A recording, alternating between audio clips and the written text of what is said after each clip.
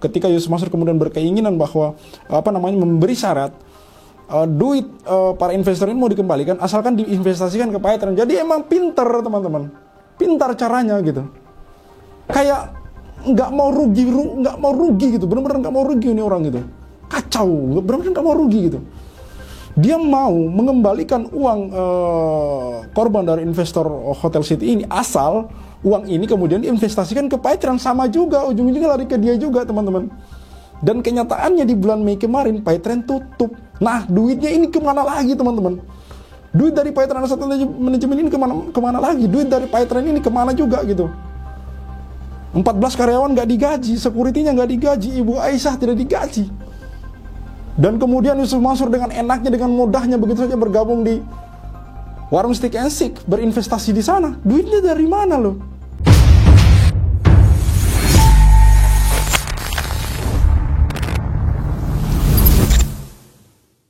Bismillahirrahmanirrahim. Assalamualaikum warahmatullahi wabarakatuh. Kembali bersama saya Al-Walid. Hotel City Yusuf Mansur pernah kawin dengan Horizon, bos warung steak, si penjual agama terlaris. Bos warung steak yang dimaksud di sini adalah tidak lain dan tidak bukan Jam' An Nur Khatib Mansur alias Yusuf Mansur. Ya teman-teman. Perkawinan Horizon dan Hotel City hanya berjalan 2 tahun.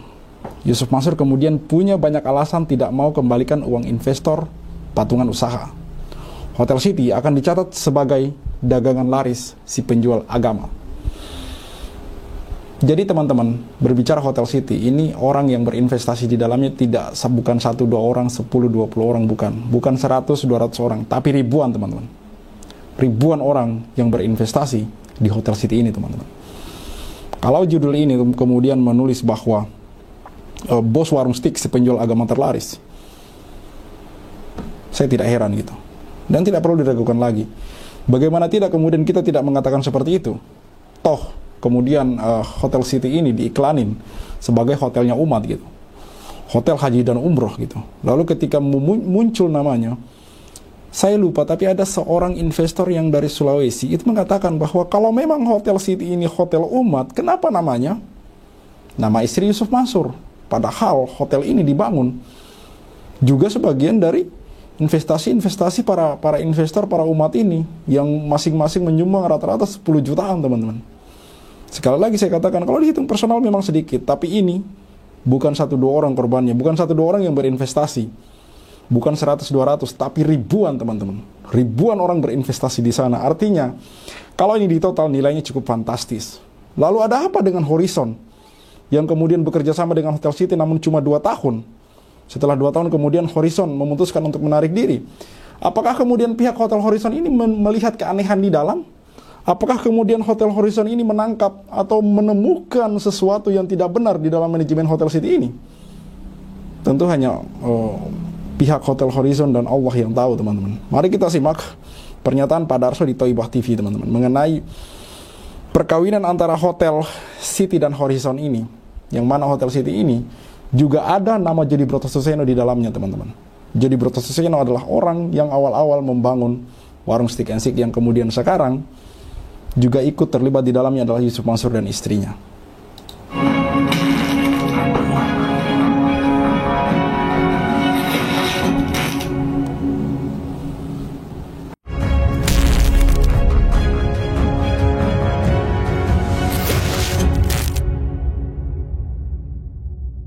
Bismillahirrahmanirrahim. Assalamualaikum warahmatullahi wabarakatuh. Darso Arif Bakuama di sini di Thaibah TV di hari Jumat tanggal 3 Januari 2025. Kita kali ini masih membicarakan tentang Hotel City-nya Jam' An Nur Khatib Mansur atau Yusuf Mansur.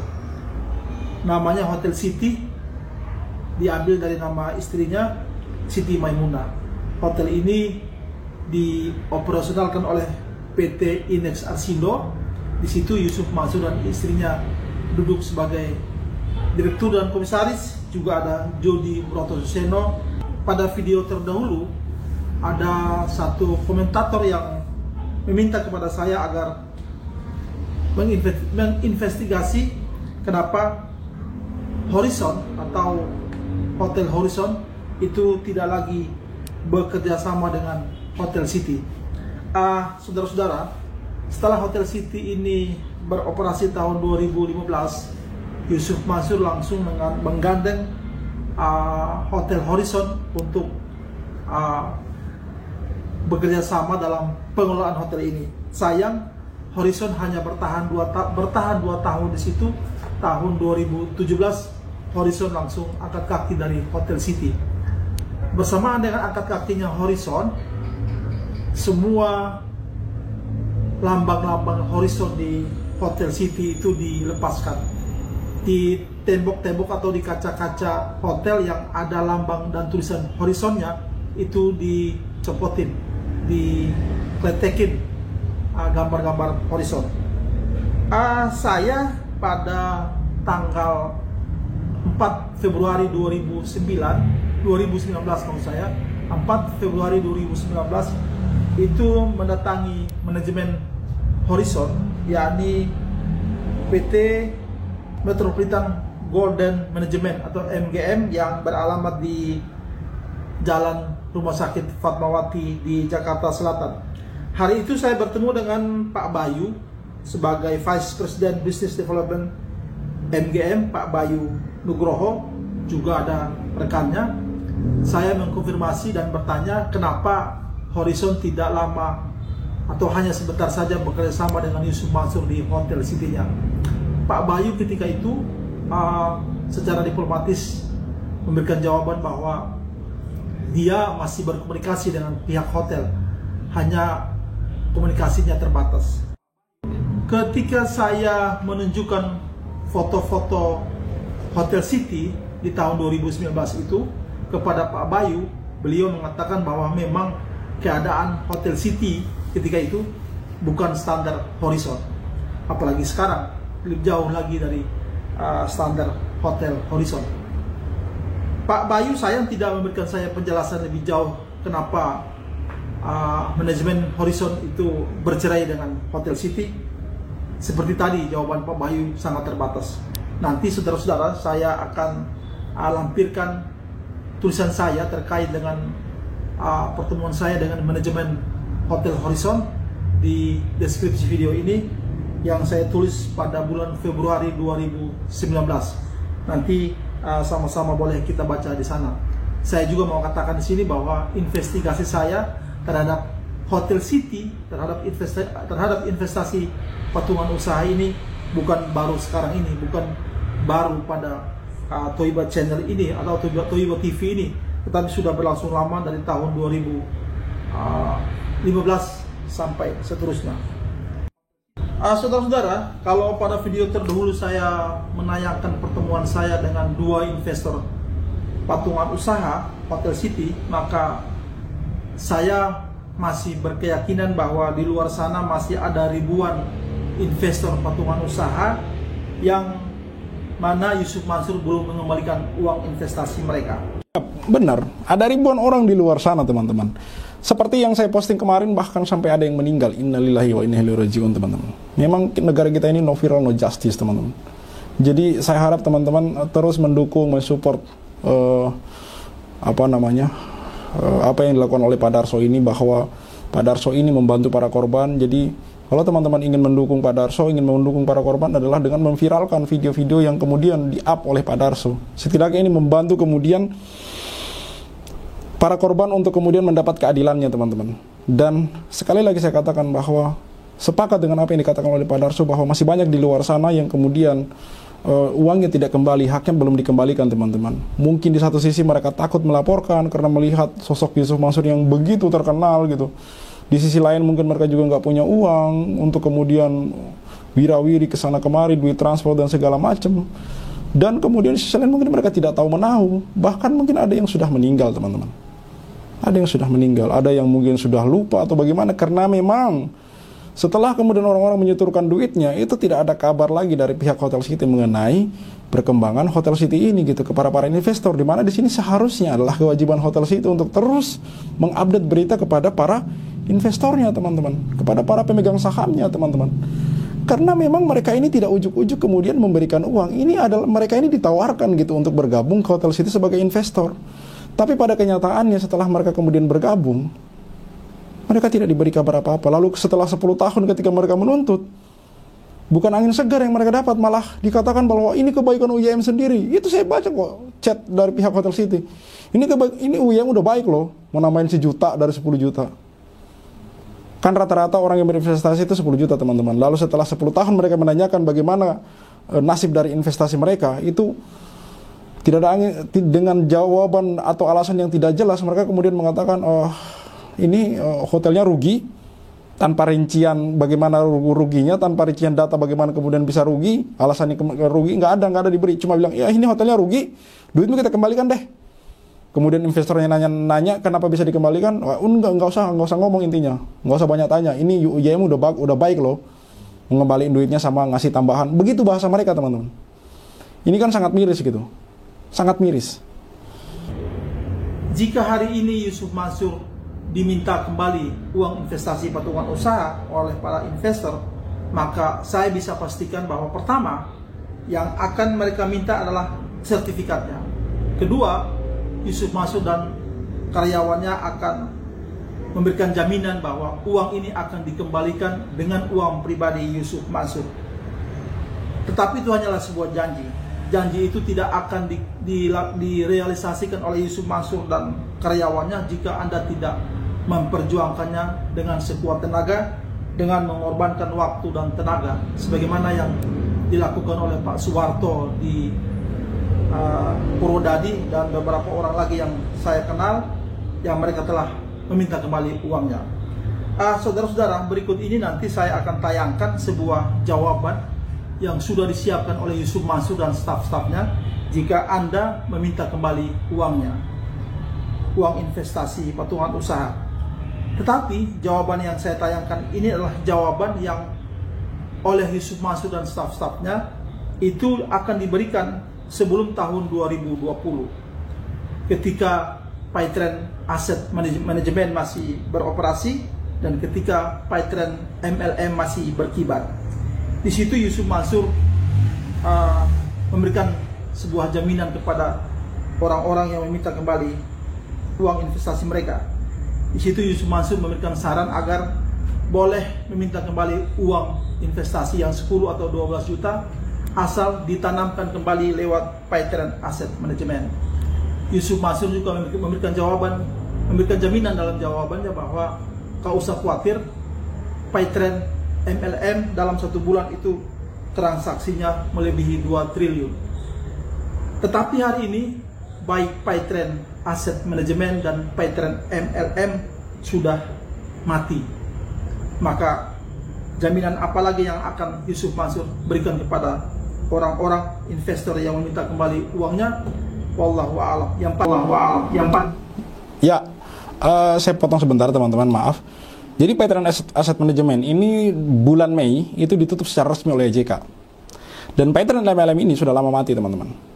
Ini produknya ya. Paytrend ini udah mati gitu. MLM udah lama gitu. Udah banyak orang yang mengatakan bahwa aplikasinya beku, nggak bisa diakses, nggak bisa dibuka segala macam. Dan ini udah sejak lama. Dan maksud dari Pak Darso mengatakan bahwa yang dia update ini, chat yang dia update ini itu adalah di tahun 2020, jawaban di tahun 2020, ketika Yusuf Mansur kemudian berkeinginan bahwa memberi syarat duit para investor ini mau dikembalikan asalkan diinvestasikan ke Paytrend. Jadi emang pintar teman-teman, pintar caranya gitu. Kayak nggak mau rugi gitu, benar-benar nggak mau rugi ini orang gitu. Kacau, benar-benar nggak mau rugi gitu. Dia mau mengembalikan uang korban dari investor Hotel City ini asal uang ini kemudian diinvestasikan ke Paytrend. Sama juga, ujung-ujungnya lari ke dia juga teman-teman. Dan kenyataannya di bulan Mei kemarin Paytrend tutup. Nah duitnya ini kemana lagi teman-teman? Duit dari Paytrend Asset Management ini kemana lagi? Duit dari Paytrend ini kemana juga gitu?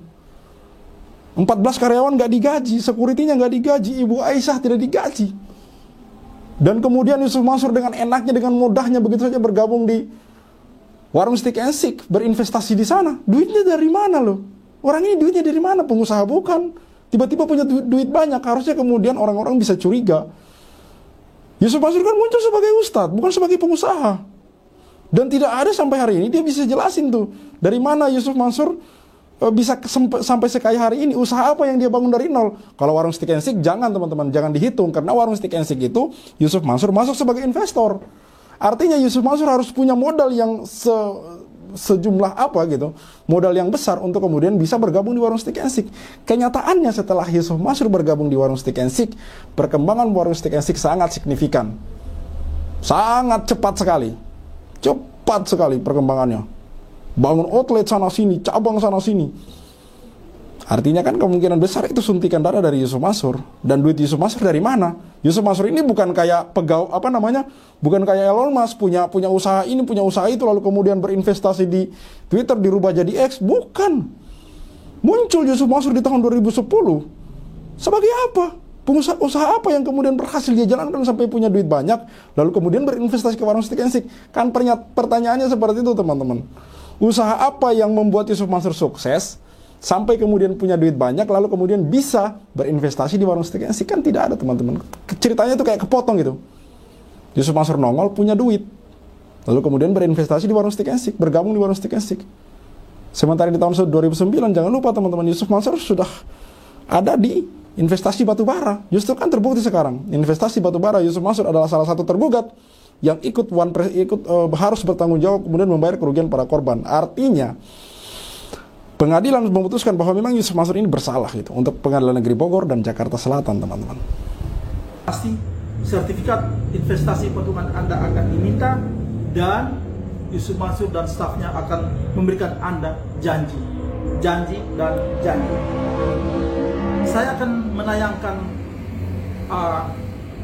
jawaban Yusuf Mansur ini, jawaban ini sebelum tahun 2020 yang dikirim kepada salah satu investor patungan usaha yang meminta kembali uangnya. Nanti kita bisa membaca di situ bagaimana Yusuf Mansur kembali membasahi lidah dan mulutnya dengan kalimat-kalimat thayyibah, dengan kalimat-kalimat yang situ ada dia sisihkan Allah dan sebagainya. Di situ juga dia masih menjual negeri ini sudah tergadaikan kepada pihak asing dan dia akan memberikan sebuah jaminan bahwa dengan paytrend dan investasi dia itu mampu membeli kembali Indonesia. Hari ini semua apa yang diberikan atau jawaban itu diberikan oleh Yusuf Mansur terbukti hari ini bohong belaka. Saudara-saudara, saya kali ini juga akan melampirkan sebuah video, sebuah nasihat untuk kita semua, khususnya umat Islam, bahwa jangan sekali-kali kita terpedaya, kita terpukau dan mengikuti begitu saja datang seseorang yang membawa predikat ustadz, membawa kalimat-kalimat thayyibah, kemudian mengajak kita berinvestasi dan berbisnis tanpa kita meneliti sejauh mana regulasinya dan sejauh mana kejujuran dari Iya, betul. Bahwa jangan asal kemudian Ustadz, ini saya disclaimer dulu karena ini agak sensitif, teman-teman. Bukan kemudian ketika Ustadz berbisnis itu salah. Tidak, teman-teman. Tapi di sini maksud saya adalah jangan kemudian asal kita melihat dia Ustadz, kita kemudian ngasal begitu saja gitu. Misalnya nih ada orang kemudian mengaku Ustadz dan kita sudah tahu dia Ustadz lalu kemudian mengajak kita berbisnis. Jangan kita lihat Ustadznya, teman-teman. Kita lihat ilmu bisnisnya. Apakah orang ini mumpuni? Apakah orang ini ahli di bidangnya? Seperti itu, teman-teman. Jangan asal kemudian kita lihat dia bersorban, punya peci, lalu kemudian apa yang dia katakan itu kita ikuti begitu saja. Tidak, teman-teman. Tidak. Kita ini ya, mohon maaf, kita ini salah satu kekurangan kita adalah terlalu minim literasi, teman-teman. Tidak terkecuali masalah agama gitu. Kita melihat pengusaha yang pakai jas, dasi segala macam. Belum tentu dia ini tidak paham agama. Bisa saja dia ini betul-betul lebih paham agama daripada orang yang pakai gamis, teman-teman. Bisa saja pengusaha yang kemudian diam-diam tidak pernah berbicara sedekah, justru dia orang yang mempelopori atau membangun masjid di mana-mana, membina rumah yatim di mana-mana. Tapi justru mungkin orang yang terlalu sering berbicara sedekah malah ini biasanya pelit, teman-teman. Bisa jadi pelit juga, teman-teman.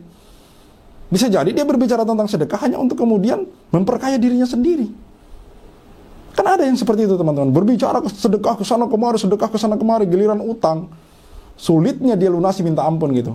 sulitnya menyelesaikan tanggung jawabnya sama sekali. Artinya kan tidak usah kita berbicara orang ini benar-benar sedekah. Utang yang dia sudah tahu bahwa itu kewajiban saja, tidak mudah dia selesaikan, teman-teman. Tidak tulus dia selesaikan, ngulur-ngulur waktulah. Sudah menang di korban sudah menang di pengadilan negeri Bogor, Ibu Ilis, lalu kemudian di tingkat banding pun menang. Masih nggak terima, masih ngajuin kasasi, teman-teman. Lalu dari mana kita mau percaya kalau orang ini ketika berbicara tentang sedekah, dari mana kita bisa percaya? Dan ketika dia berbicara sedekah itu ekstrim banget loh. Nolkan aset Anda, nolkan rekening Anda gitu.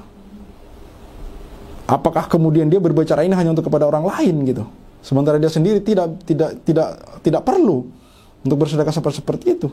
Sekali lagi saya katakan, teman-teman, bahwa banyak pengusaha-pengusaha di luar sana yang tidak berpenampilan ustadz, tapi mereka ini menjadi penyokong gerakan-gerakan Islam gitu. Gerakan-gerakan Islam dalam hal apa? Maksudnya kayak bencana alam, membantu pembangunan masjid, rumah-rumah yatim piatu, panti asuhan, dan segala macam gitu. Mereka mensupport gerakan Islam gitu. Tapi ada orang yang kemudian memakai peci sorban. Ini sekali lagi saya katakan tidak semua. Ini oknum-oknum tertentu gitu. Ada orang yang memakai baju muslim, tapi kemudian berbuat onar di mana-mana, menipu, menjadikan modus untuk kemudian memuaskan nafsu syahwatnya, menjadikan modus untuk kemudian mengelabui orang banyak, berkamuflase. Padahal isinya memang mereka ini penjahat semua, hanya mencari duit menggunakan dalil agama gitu. Kayak terbukti kan sekarang. Kalau memang orang ini benar, harusnya dia melihat, begitu melihat ini hotel sudah mangkrak, harusnya dia kumpulkan orang-orang yang sudah dulu menyetorkan duitnya. Lalu kemudian dia kembalikan satu persatu gitu, kan beres. Duitnya banyak loh, nggak sedikit loh, nggak main-main. Tapi kenapa, teman-teman? Kenapa seperti ini? Kenapa sulit sekali mengembalikan duit yang hanya puluhan juta? Yang mana di mana-mana dia bercerita omset ratusan juta, miliaran, segala macam. Omset warung Stick and Shake itu tidak main-main, teman-teman. Dari berita yang saya dengar, ini sekitar 5 miliar sampai 10 miliar per bulan dia dapatkan dari sana. Artinya kan duit orang ini banyak, belum lagi bisnis-bisnis dia yang lain. Makanya kenapa saya katakan, teman-teman, bahwa mari kita boikot warung Stick and Shake. Jangan mau makan di sana, jangan mau masuk ke sana. Karena sudah jelas bahwa warung Stick and Shake itu salah satu ownernya adalah Yusuf Mansur. Salah satu pemilik saham terbesar adalah Yusuf Mansur. Bisa jadi Yusuf Mansur ini adalah pemilik utama dari warung Stick and Shake. Bisa jadi juri prosesnya hanya di bawahnya gitu, bawahan Yusuf Mansur. Bisa jadi, teman-teman. Karena terlihat banget begitu terlihat peran aktif Yusuf Mansur di warung Stick and Shake ini. Kerap menggunakan baju warung Stick and Shake, kemana-mana iklan warung Stick and Shake, promosi warung Stick and Shake, mengunjungi warung Stick and Shake, dan segala macam tetap bengeknya. Dan jelas pernyataannya bahwa di tahun 2010 Yusuf Mansur bergabung ke warung Stick and Shake. Luar biasa, teman-teman. Di satu sisi umat mengemis haknya dikembalikan, tapi di sisi lain Yusuf Mansur pamer bisnis, pamer usaha, pamer uang, pamer kendaraan, segala macam. Ini kan menurut saya seperti salah satu bentuk kezoliman yang nyata gitu. Maka sekali lagi saya katakan, mari kita boikot warung Stick and Shake Yusuf Mansur. Dan sekali lagi saya katakan, bantu kami, bantu Pak Darso Arif untuk kemudian men-share berita-berita dari kami. Semoga kemudian sampai kepada orang-orang yang benar-benar membutuhkan. Semoga kemudian informasi ini sampai kepada orang-orang yang belum jatuh gitu. Sudah kemudian mengetahui bahwa orang ini seperti ini. Orang ini, Yusuf Mansur ini, kalau mengajak bisnis ya harus dipikir-pikir matang-matang. Bahkan harus ditolak mentah-mentah. Sekali lagi saya katakan, no viral, no justice. Saya Red Awalid, see you on the next videos.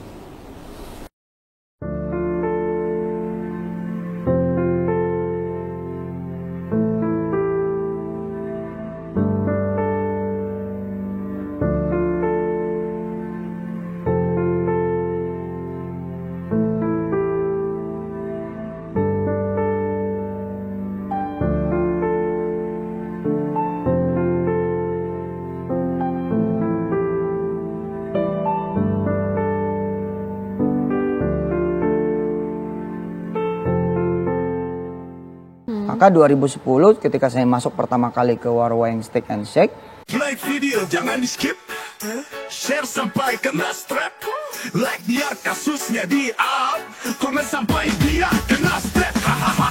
Yusuf Mansur punya cerita, katanya punya jaku di mana-mana, nyatanya cuma numpang nama, emang dasar gak punya muka. Boykot Yusuf Mansur, bikin bisnis batu bara kau bangkrut, bikin aplikasi fake dan kau macet, bikin program umroh merdeka kau mampet, bikin program tabung tanah kau rungkat, bikin program Moya Vidi kau katot, bikin bisnis hotel city ya bacot, bisnis mandek duitnya dicokot, boykot Yusuf Mansur. Kalau cari tangga dipikir dulu, ngaku komisaris nyatanya halu. Kalau udah dongeng kayak orang nyabu, ngaku punya pesawat nyatanya malu. Boykot Yusuf Mansur. Maju caleg tapi nggak kepilih. Haha, orang udah pada tahu belangnya, ngakunya gabung di warung steak. Ya udah kita boykot sekalian biar steak. Boykot warung steak. Boykot warung steak. Boykot warung steak. Kok bisa bangun bisnis saat pandemi? Emang duitnya dari mana? Kalau bukan dari bisnis fiksi, ngajak umat kumpul dana cuma buat merana. Boykot warung steak. Joni kok cuma diam kayak bot? Apa sih ucup bikin lu takut? Takut kebongkar, takut kecokot. Hahaha. Bikin bisnis batu bara kok bangkrut. Bikin aplikasi Paytm kok macet, bikin program umroh merdeka kok mampet, bikin program tabung tanah kok rungkat, bikin program Moya Vidi kok gatot, bikin bisnis hotel city ya bacot, semua baik duitnya dicokot. Boykot warung steak. Kalau cerita nggak dipikir dulu, Ngaku komisaris Grab nyatanya halu. Kalau udah dongeng kayak orang nyabu, ngaku punya pesawat nyatanya malu. Baju caleg tapi gak kepilih, haha. Orang udah pada tahu belangnya, ngakunya gabung di warung steak. Ya udah kita boykot sekalian biar steak. Boykot warung steak. Sorry kok cuma diam kayak bot? Apa sih ucup bikin lu takut? Takut kebongkar, takut kecokot. Hahaha. bikin bisnis batu bara kok bangkrut. Bikin aplikasi Paytm kok macet, bikin program umroh merdeka kok mampet, bikin program tabung tanah kok rungkat, bikin program Moya Vidi kok gatot, bikin bisnis hotel city ya bacot, semua baik duitnya dicokot. Boykot warung steak. Kalau cerita nggak dipikir dulu, ngaku komisaris Grab nyatanya halu. Kalau udah dongeng kayak orang nyabu, ngaku punya pesawat nyatanya malu.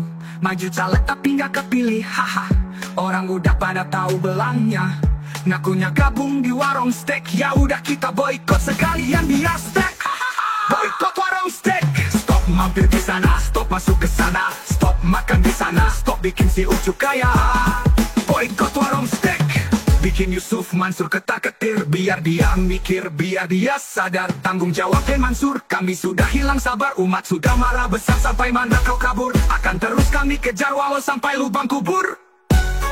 Boykot warung steak. Boykot warung steak. Boykot warung steak. Play video jangan di skip, share sampai kena strap, like biar kasusnya di up, komen sampai dia kena step. Hahaha.